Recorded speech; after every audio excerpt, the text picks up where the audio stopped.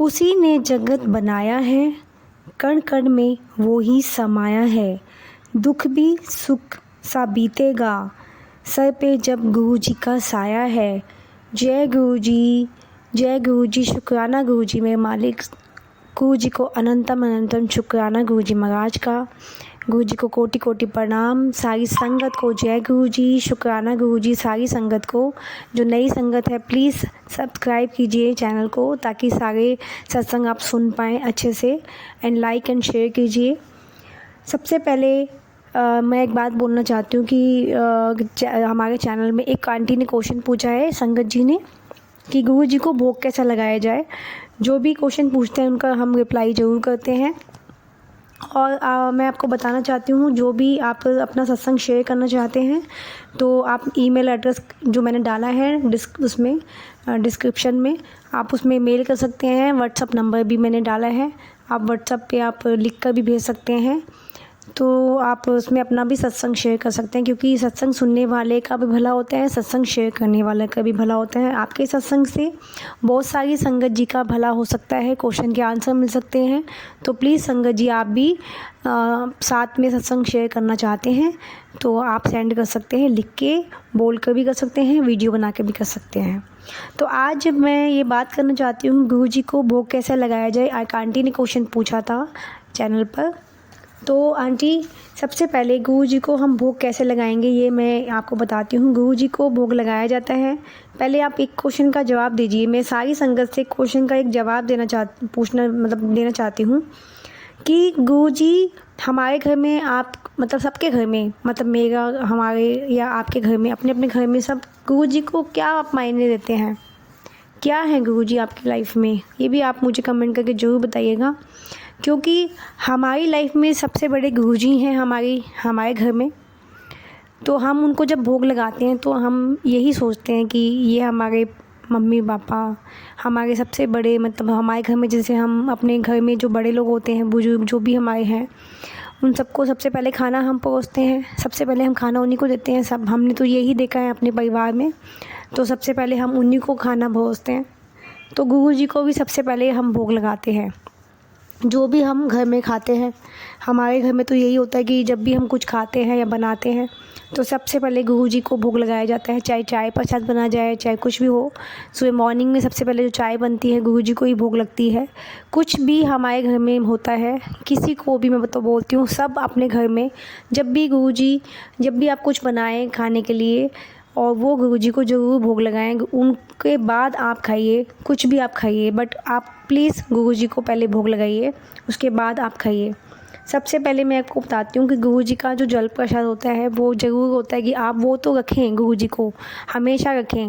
रोज़ daily जल प्रसाद रखिए, तो जल प्रसाद बन जाता है। क्योंकि जब जल प्रसाद आप रखेंगे, तांबे के लोटे में रख सकते हैं। और लोटा ब्लेस वाली बात मैं पहले ही बोल चुकी हूँ, वो मैंने चैनल पे मैंने एक वीडियो में मैंने डाला था कि लोटा ब्लेस कब कराना चाहिए, क्यों कराना चाहिए, कैसे कराना चाहिए। हर कोई नहीं कराना चाहिए किसी को। और आप जल प्रसाद अलग से रख सकते हैं, और एक ग्लास एक नया ले सकते हैं, उसमें आप गुरु जी को जल प्रसाद रखिए। रोज़ डेली रखिए गुरु जी को। आप वो पूरे घर में, फिर बाद में आप उसको चेंज करिए, दूसरे बर्तन में निकाल लीजिए, और उसी ग्लास को आप नींबू से धो सकते हैं। नींबू से धो के आप दोबारा से रखिए, सुबह मॉर्निंग में रखिए। सुबह मॉर्निंग में मतलब रोज़ डेली आप बदल सकते हैं। सुबह मॉर्निंग में आप रखिए, पूरे दिन रखिए, फिर दोबारा से सुबह मॉर्निंग में आप दोबारा से रख सकते हैं। तो वो ही जल प्रसाद आप सब घर में प्रसाद के जैसे आप ग्रहण कीजिए। दूसरा मेन क्या है, गुरु जी का जो हम भोग लगाते हैं, जो भी हम खाना बनाते हैं वो हम अपना गुरु जी को हम लगाते हैं। उसके लिए आप अलग से बर्तन ले सकते हैं। गुरु जी के जो भोग के बर्तन होते हैं, 2 कटोरी, चम्मच, ग्लास, थाली, वो आप ले सकते हैं। उसको भी आप नींबू से या राख से मान सकते हैं। बर्तन जो आप घर में यूज़ करते हैं मांजने वाले, विम बार या मतलब जल से, आप उससे प्लीज़ मत धोइए। इसके लिए अलग से नींबू या फिर राख का यूज़ किया जाता है, तो उससे भी आप उसको साफ़ कर सकते हैं। और गुरु जी के जो भी आप भोग लगाते हैं उसको आप ढक के लगाइए, क्योंकि हम एक रिस्पेक्ट दे रहे हैं गुरु जी को। और गुरु जी को जो भी भोग लगाया जाता है उनको ढक के अच्छे से थाली में सजा के ट्रे के साथ आप भोग लगाइए।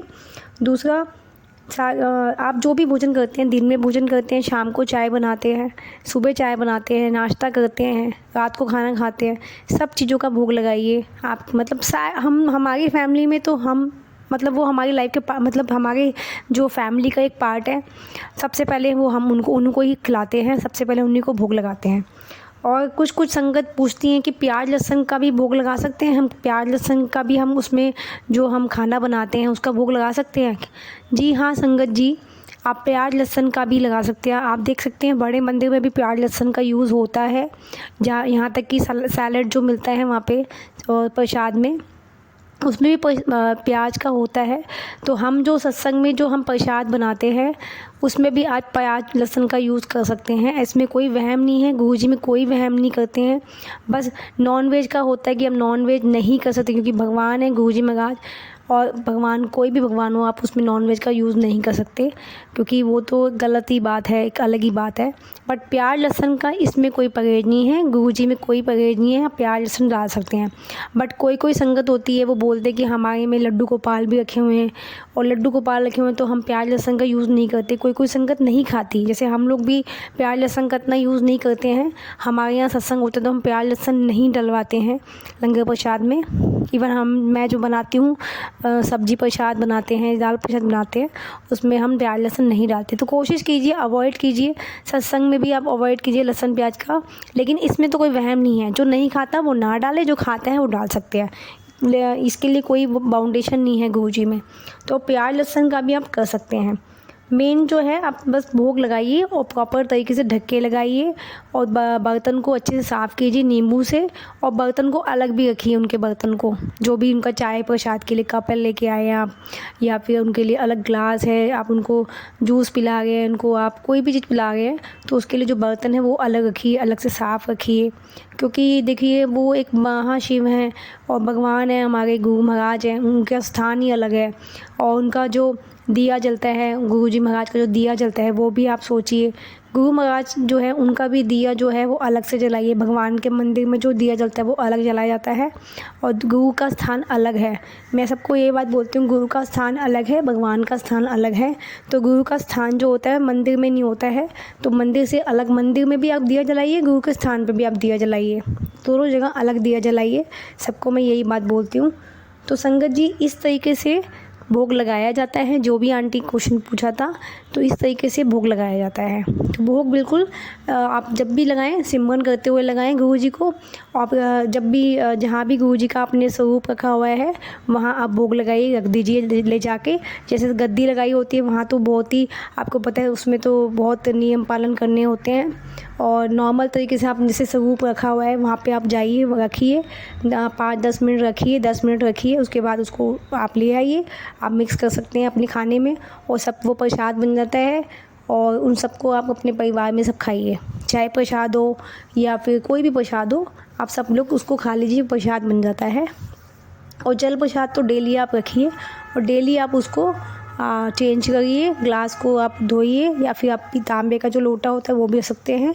और जो लोग अपना ब्लेस कराते हैं लोटा, वो अपने नाम से ही कराएं लोटा ब्लेस। अगर जो लोगों को प्रॉब्लम है, इस बारे में मैंने बनाया है वीडियो, तो आप देख सकते हैं। हर कोई लोटा ब्लेस नहीं कराना चाहिए हर किसी को, तो लोटा जो ब्लेस करते हैं उन्हीं के नाम से लोटा ब्लेस होता है। और वो ही संगत, जैसे परिवार में अगर जिसे किसी को प्रॉब्लम है, मेरी से बीमारी है, वो ही लोटा ब्लेस कराए, और लोटा में वो जो जल होगा वो ही पिएं, उन्हीं के नाम से होना चाहिए। अगर दो परेशान हैं घर में तो 2 लोटे रखने पड़ेंगे आपको, एक लोटे में से आप सब परिवार नहीं पी सकते उसी में से। तो इसी तरीके से जल रख सकते हैं। तो जय गुरु जी, शुक्राना गुरु जी, आपको ये मैंने क्वेश्चन का जवाब दे दिया है। और प्लीज़ संगत जी अपना सत्संग शेयर करने के लिए आप भेज सकते हैं, क्वेश्चन आप भेज सकते हैं, मेल आईडी मैंने डाला हुआ है। बस विश्वास से चलिए कि गुरु जी आज तक गुरु जी ने हमारी लाज रखी है, हमेशा आगे भी रखेंगे। और सबके दरवाजे बंद हो सकते हैं, बट हमारे गुरु जी के दरवाज़ा कभी भी बंद नहीं होगा। बस गुरु जी महाराज पे विश्वास रखिए, ट्रस्ट रखिए, गुरु जी सब सही करते हैं। मैं तो गुरु जी पे बहुत विश्वास करती हूँ संगत जी, मेरी लाइफ में तो बहुत मिरेकल्स हुए हैं। और गुरु जी ने जो आज मुझे बनाया है इंसान, शायद मैं इस लायक भी नहीं हूँ कि गुरु जी ने मुझे संगत बनाया, और मैं गुरु जी का बहुत शुक्राना करती हूँ। और जो मुझे इतना प्यार मिल रहा है गुरु जी महाराज की वजह से, गुरु जी महाराज इतना प्यार दे रहे हैं, गुरु जी का बहुत बहुत शुक्राना हमेशा। और अनंतम अनंतम शुक्राना गुरु जी महाराज का, जो हमें एक अच्छा इंसान बना रहे हैं। बस गुरु जी के वचनों का पालन कीजिए, अमल कीजिए, सारी प्रॉब्लम आपकी ख़त्म हो जाए। गुरु जी महाराज आपके कष्टों को काटें।